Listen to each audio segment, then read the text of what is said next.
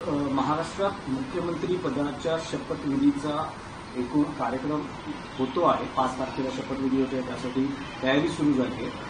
पण अजूनही गृहमंत्री पद आणि अन्य मंत्री मला कळत नाही, भारतीय जनता पक्ष जगातला पहिला क्रमांकाचा पक्ष, नरेंद्र मोदींसारखा मजबूत नेता, अमित शहांसारखा मजबूत नेता, महाराष्ट्रात देवेंद्र फडणवीस वगैरे वगैरे वगैरे, एका गृहमंत्री पदावरून या महाराष्ट्र राज्याचं सरकार अधांतरी लटकून पडलेलं आहे। हे कसले मजबूत लोक आहेत? मग कोण आहेत समोर तुमच्या? तुमचं स्वतःचं बहुमत आहे, तुमच्याकडे बहुमताचा आकडा स्वतःच आहे। तुमच्याबरोबर अजित पवार आहेत 40 लोक घेऊन, शिंदे गटाचे लोक आहेत नाहीत मला माहीत नाही, भविष्यात काय करतील।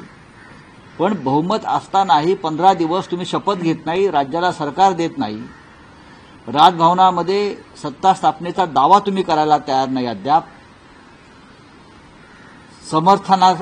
तुमचे जे समर्थक आमदार आहेत त्यांची नावं तुम्ही द्यायला तयार नाही, राज्यपालाकडून तुम्ही सरकार स्थापनेचं निमंत्रण घेतलेलं नाही आणि तुम्ही मांडव घातला।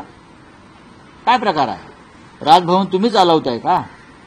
आणि हे एका गृहमंत्री पदावरून थांबलेलं नाहीये, तुम्ही लक्षात घ्या।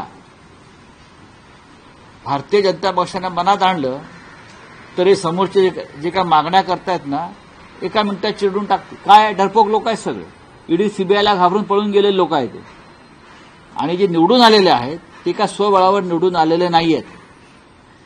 ते कसे निवडून आले, कोणत्या माध्यमातून निवडून आले हे भाजपला माहिती आहे आणि त्यांनाही माहिती आहे। त्यांना जनमताचा पाठिंबा अजिबात नाहीये, लक्षात घ्या। परत मी तुम्हाला सांगतोय। पण एका गृहमंत्री पदावरून हे सरकार लटकलेलं नाही, यामागे काही वेगळी कारण आहेत का?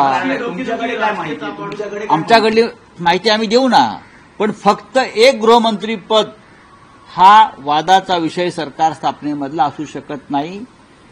अनेक राज्यामध्ये भारतीय जनता पक्षानं सरकार बनवलेली आहेत, आपल्या मित्रांबरोबर बनवली आहेत, स्वतंत्रपणे बनवली आहेत, प्रस्थापित मुख्यमंत्र्यांना डावलून नवीन लोक आणलेले आहेत। त्याच्यामुळे शिंदे कोण हा प्रश्न लोकांपुढे पडलेला आहे ना, की वेगळा काही आहे का, की फडणवीसांच्या जागी वेगळं कोणी आणलं जातंय का, त्यासाठी थांबलंय का?